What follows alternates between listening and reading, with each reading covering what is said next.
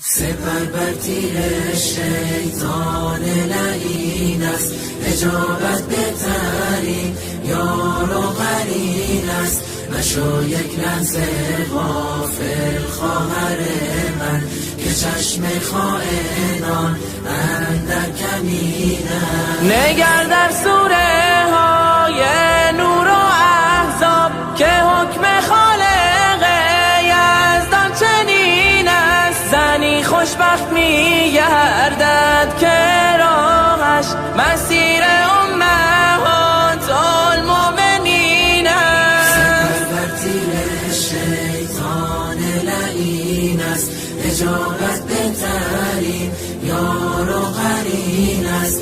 مشو یک لحظه غافل خواهر من، که چشم خائنان اندر کمین است. زنانی را که احمد یار آنها در این دنیا و در روز یقین است. زنان پاک و با تقوای عالم، گواه طهرشان نور مبین است. سپر بر تیر شیطان لعین است، اجابت بهترین یار و قرین است. مشو یک لحظه غافل خواهر من، که چشم خائنان اندر کمین است.